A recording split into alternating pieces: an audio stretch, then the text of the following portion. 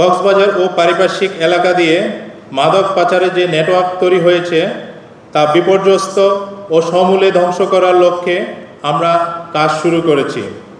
আমাদের কাজের মূল 3টি ধারা রয়েছে। প্রথমত, আইনশৃঙ্খলা রক্ষাকারী বাহিনী, গোয়েন্দা সংস্থা এবং সশস্ত্র বাহিনীর সমন্বয়ে সমন্বিত পদক্ষেপের মাধ্যমে মাদক বিরোধী নজরদারি বাড়ানো সহ সাঁড়াশি অভিযান পরিচালনা করা। দ্বিতীয়ত, মাদক চোরাচালান রোধে সামাজিক সচেতনতা গড়ে তোলা। তৃতীয়ত, মাদক সংক্রান্ত মামলাগুলোর দ্রুত আইনি নিষ্পত্তি নিশ্চিত করা।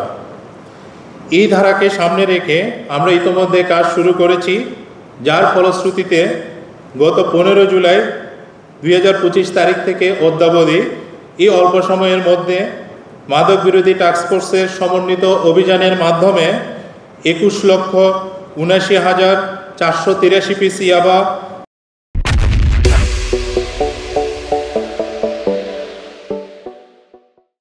1492.50 লিটার বাংলা মদ, 38.32 কেজি গাঁজা, 735 ক্যান বিয়ার এবং 2.58 কেজি ক্রিস্টাল মেথ জব্দ করা হয়েছে।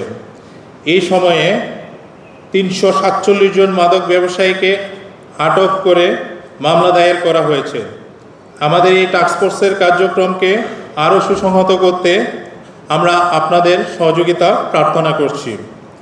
এই টাস্কফোর্স মাদক চোরাচালান রোধে সামাজিক সচেতনতার উপর বিশেষ গুরুত্ব আরোপ করে।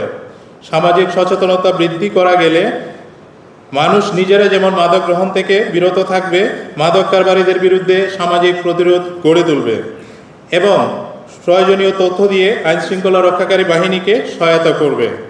দীর্ঘমেয়াদে এই সচেতনতা একটি সামাজিক আন্দোলনের রূপ নিলে আমাদের ভবিষ্যৎ প্রজন্ম মাদকের ভয়াল থাবা থেকে রক্ষা পাবে। সম্পৃক্ততার মাধ্যমে সামাজিক সচেতনতা গড়ে তুলতে হবে, এই বিষয়ে আমরা আপনাদের সর্বাত্মক সহযোগিতা কামনা করছি।